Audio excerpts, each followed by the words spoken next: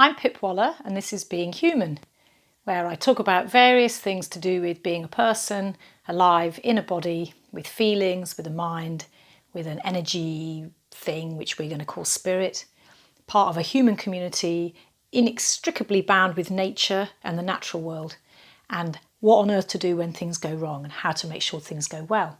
That's the being human thing. So today I'm going to talk more about cortisol and stress and this whole relationship between the cortisol, the stress. The cortisol's the thing, the hormone that gets produced by the adrenal cortex. For any time we're stressed, that the stress doesn't immediately resolve. So actually that's kind of most stresses. And we live in a society where we're very often stressed. There's a lot of stresses. Have I got enough money? I've got to work even if I don't feel like it. I'm tired, but I've still got to get up and keep going. Can I pay the mortgage? Can I pay the bills? My childhood was stressful and I've got a kind of background bars of stress. I live in a place where there's constant traffic noise, etc., etc. You get the idea. We all know what it means to have stresses. So we've got them, they're a given. So we end up with a lot of cortisol when we're stressed.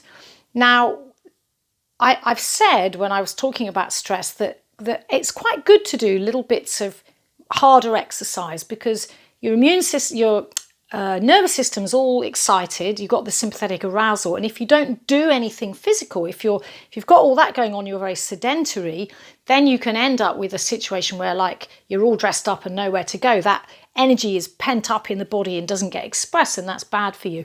So, like, a lot of people get really into hard exercise, like going to the gym, training, cardiovascular stuff, because when you do that exercise, actually you get quite a boost. You often get endorphins, which are your own body's natural feel-good morphine-like hormones, the same sort of stuff that the opium poppy makes.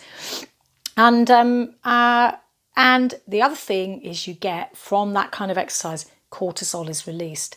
From a lot of hard physical exercise, the body responds to it in the same way we do to stress, by making cortisol. So now what can happen with a person that's got a stressful lifestyle and they do a lot of hard exercise is they're always in a place where there's just cortisol, so much of it being produced that then inevitably at some time or other is going to happen is a crash where they get exhausted.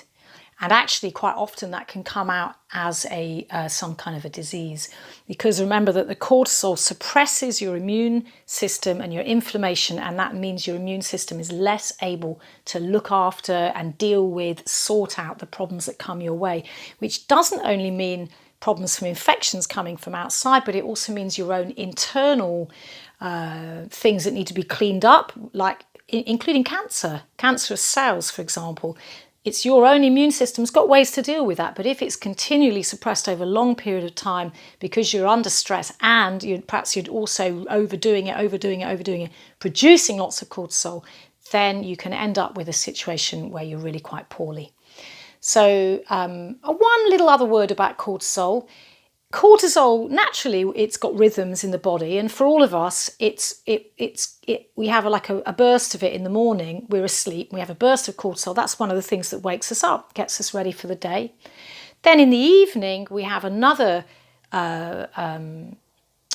relaxation of it, and that is what helps us to sleep. But if we do things that stimulate cortisol in the evening, that can actually interfere with our ability to sleep. And one of those is too much looking at screens.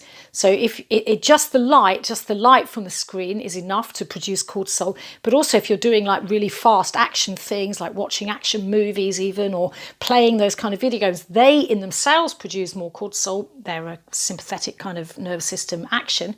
Or perhaps you're listening to Being Human, a fascinating and overexciting video. But in any case, if you do too much of that in the evening, you might find that you're not sleeping as well and not getting a good, deep, restful sleep with low cortisol levels all through the night, which is what you need.